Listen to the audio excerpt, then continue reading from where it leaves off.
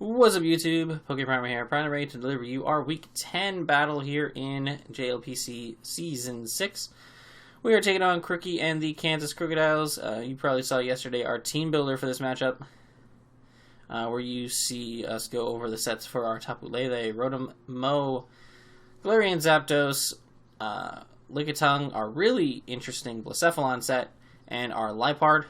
We see that Krookie decided to bring the Snorlax, the Alakazam, the Cobalion, the Galarian Weezing, the Rotom Fan, and the Vaporeon. So, we always have good games, me and Krookie. So this is going to be a fun one for sure. Well, let's go ahead and hop right into it, and let's not waste any more time. So, we see the Rotom Fan lead against my Liepard here. I just go straight for the knockoff, no reason to do otherwise, as I get rid of his Light Clay immediately, which is nice. Because, one, I know I am faster than this thing, too. I can U-turn out here to preserve my stash on my Liepard, which is nice. And three, that this thing isn't, like, super offensive. So, and then getting rid of the Light Clay means that his screens are going to be very temporary. So he's going to Volt Switch here. He doesn't try to get up the other screen, which is fine. He goes straight out into the Weezing, like, real fast. Like he didn't really hesitate a lot there. So, to me, that screams Choice Scarf. To me, that screams like offensive Choice Scarf Weezing, which makes a lot of sense against my team. Because it's a good mon to deal with my Zapdos, it's a good mon to deal with my Lele if it's not Scarfed. Like, it's a good mon against my team. So I'm going to hard switch into Blacephalon because I resist both of its stabs. He gets a crit Sludge Wave immediately, which really kind of sucks. I go for the Shadow Ball at first. I just completely wasn't thinking and about the Snorlax coming in. But it works out because I can go hard into my Zapdos as he Earthquakes. I'm going to U-turn immediately, knowing he's going to switch here as he goes into the Rotom.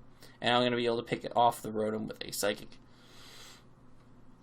And he goes out into the Snorlax here, and I'm able to go into my Liepard on the Body Slam. I go for a knockoff here and get rid of this Cobalion's weakness policy, which is really good. He does get the Justify boost, but that's not that big of a deal. I go into Rotom here as he Rock Polishes. Now he's at +1 attack, and he goes for close combat, and he kills me with a crit.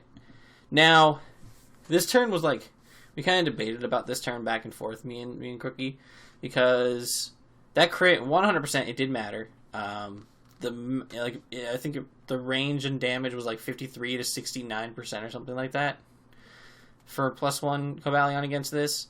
I was going for Will-O-Wisp this turn, so yeah. And basically what I pictured was, I go for the Will-O-Wisp as he close combats me, right? He gets his defenses lowered, and I burn him.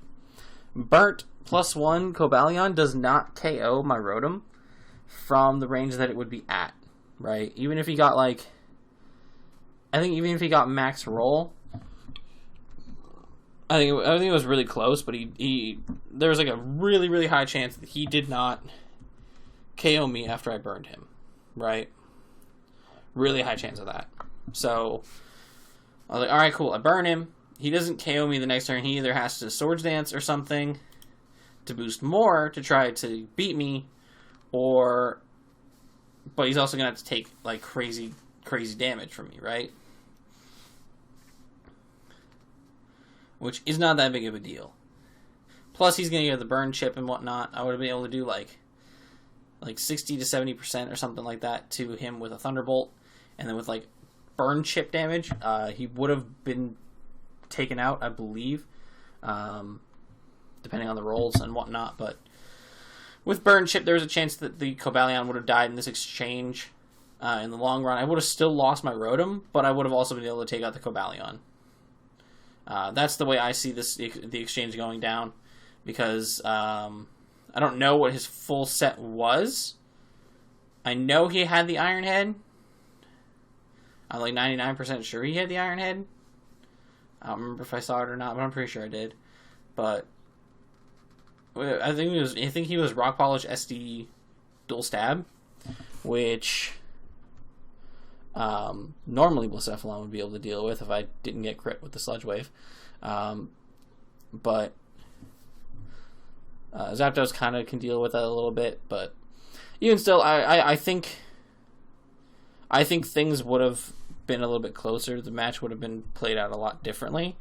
But the Cobalion would have... There's a good chance the Cobalion would have been gone, if not, like, easily dealt with later, if that makes sense. So, that crit was massive. So I go for the Thunder Wave here as he Rock Polishes again, which is smart on his part. Right here, I should have Sucker Punch just to get the little bit of extra damage off. He does reveal the Iron Head, so there's that. But now I'm going to go into Zapdos, and he gets parried here, which felt like kind of justice. So I'm going to be able to go for the close combat and take out the Cobalion. So now we're back to a 4-4, and he goes directly into the Weezing, switches out first, which confirms 100% that he is Choice Scarfed as I go into my Lickitung. I'm going to knock off his Assault Vest, which is nice to know, so no Curse Lax. We just both start spamming Body Slam against each other. We both get the Para. And then we both get dual parried 2 turns in a row. I throw a Wish Up as he actually shows that he's self-destruct, which really blows. So I'm going to go into my Blacephalon here, and I go for the Shadow Ball. And I get the Wish back, but in the broad scheme of things, doesn't really matter because I am normal Gem Explosion, specifically for the Vaporeon. So yeah, I went for that. That was fun. I go with the Brave Bird against this Weezing as it goes for the Destiny Bond. And I'm going to be able to take it out because he Destiny Bonded first, and I did not kill him immediately. However, unfortunately,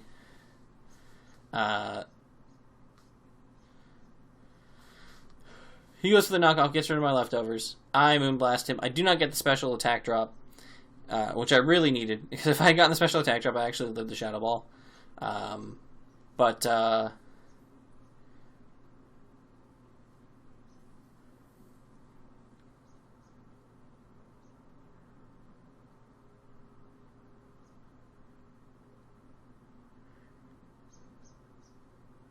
Yeah, but genuinely, like, I don't know. I genuinely feel like if the crit did not happen and I got the Will-O-Wisp off, that this game potentially would have been very, very different. So, it's kind of, it is what it is.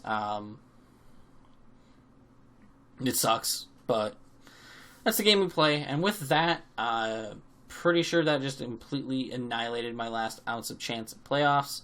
So we will be memeing for the rest of the season. So that would be fun. Yeah. I've already got some spicy memes cooked up. Good old Jakers hit me up with a good one. So I'm definitely going to look into doing that. And it's going to be a fun time for the rest of the season. But the JLPC Championship Curse prevails once again. As apparently champions of this league don't get to do well in the following season. So, curses foiled again by the curse. It is what it is.